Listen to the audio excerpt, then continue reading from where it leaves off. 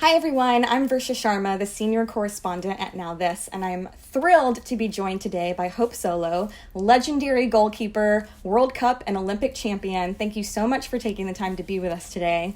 So Hope, first I wanted to talk about the fact that it's 2020 and gender pay equity is still an issue that we're dealing with. It's something that you've been fighting for a long time. So I would love to hear where you think we are right now and how far we've come.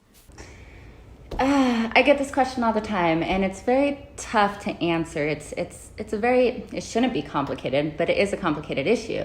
We shouldn't be still fighting for equality, not gender equality, not human rights equality, not overall equality, but we still are. And what I've seen is that there's been this isn't very hopeful for everybody out there, but I've seen that there's been more of a digression and not a progression of gender equality. It's a popular topic, yes, everybody is talking about it, everybody is wearing t-shirts about it, everybody is, doing things that are creating the conversation, and creating the conversation is a very important starting point.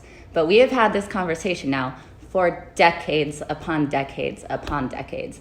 So I'm at the point now where I'm frustrated, I'm angry, I'm mad, because I want to see real change.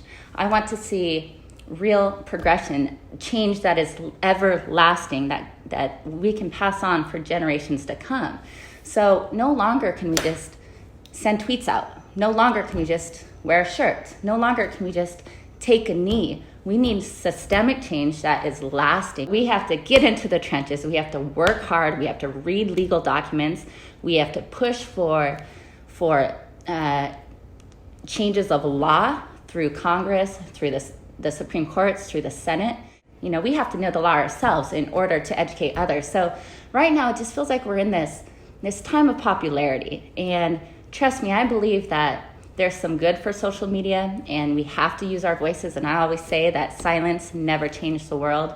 But right now it's time for more than talk. It's time for action, and it's time for sacrifice. Other athletes that we've spoken to in this program have talked about the collaborative efforts that we've seen increasingly from leagues and teams and athletes. What is your thought on whether individual athletes can be effective versus the organizational backing and support that they may need? I'm just curious how you think that breaks down.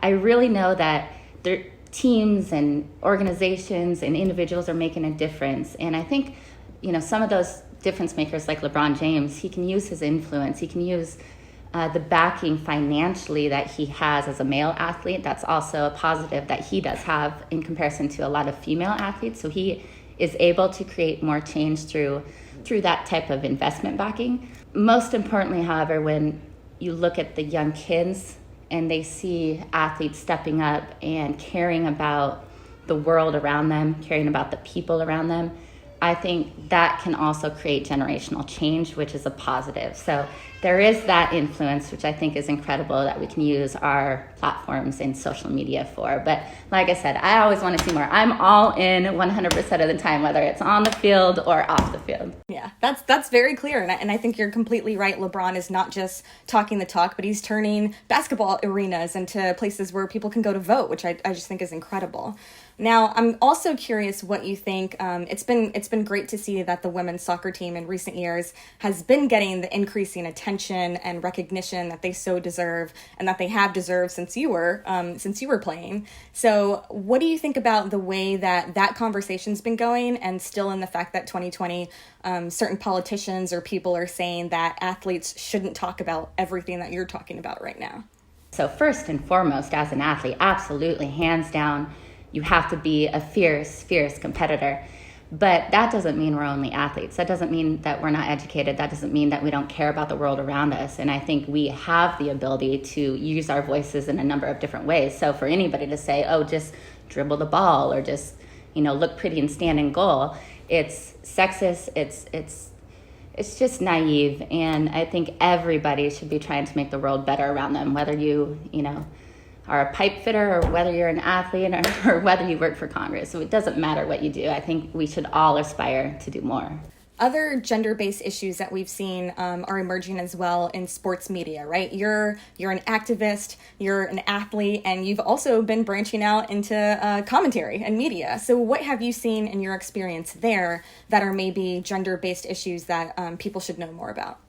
Luckily for me, I've had a great experience in my role as a commentator. And I say that because my first commentating job was doing men's football, men's soccer. So I worked overseas and I commentated the Men's World Cup. So I've been used, right now I'm one of the main commentators for La Liga, which is the men's Spanish league and one of the best leagues in the world. And I work for BN, and at BN, oftentimes we have 2 female commentators or analysts for the men's game and only 1 male. So I've lucked out. But then I look at other networks and you never really see female analysts. You see the female host, but you never see a woman breaking down the men's game. And you see it oftentimes in the women's game. So you see it all the time. It does drive me crazy, but I have been fortunate enough to break into the men's game. I think it's probably because I'm always really opinionated. I think it's probably because maybe the ratings go up because of my opinions. But I have been lucky, but in no way, shape, or form is it equal in the commentating world.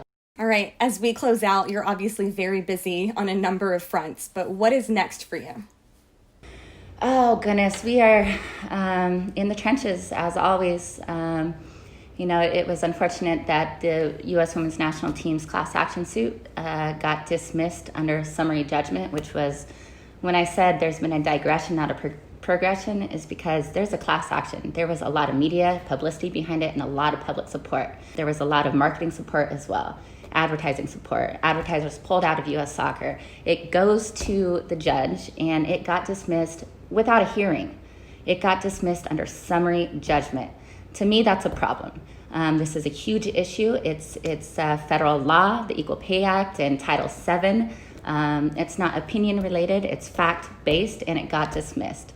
I fortunately filed my federal lawsuit for the Equal Pay Act before the team. About 8 months before the U.S. Women's National Team, and mine is still the last one standing in federal court. So I still have my day in court when it comes to equal pay. So we're going to continue the fight. That's what we do day in and day out. Hope, thank you so much for your time and for all of the work that you do. We appreciate it. Of course. Thank you for having me.